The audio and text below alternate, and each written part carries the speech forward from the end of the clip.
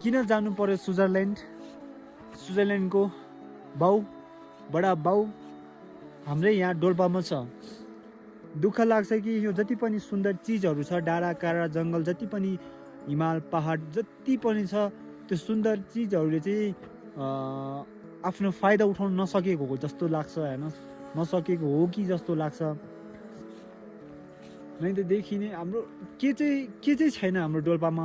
यदि हामीले कुनै पनि एउटा नयाँ कुराहरू चाहिँ जस्तै कि अब यहाँ कति कुराहरू धार्मिक स्थलहरू होला यतातिर, त्यस्तो कुराहरू केही हामीले केही नयाँ युनिक टाइपको केही कुराहरू पत्ता लगायौँ भने मान्छेहरू त्यहाँ हेर्नलाई बाहिर देश विदेशको मान्छेहरू कति धेरै हेर्न आउँछ।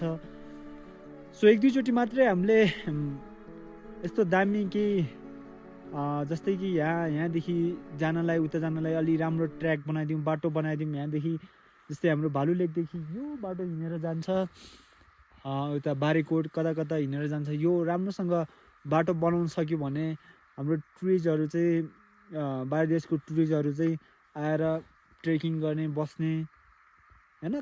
छन् त थुप्रै कुराहरू छ। यो सुन्दर चिजहरूले जति पनि सुन्दर हाम्रो यो जङ्गल पाखा पखेराहरूले चाहिँ फाइदा उठाउन नसकेको हो कि जस्तो लाग्छ। त्यही हो, सुन्दरमा चाहिँ हाम्रो अति नै सुन्दर छ यहाँ डोल्पा चाहिँ। इफ तपाईँहरूलाई आउनु मन छ भने प्लिज डु भिजिट हियर।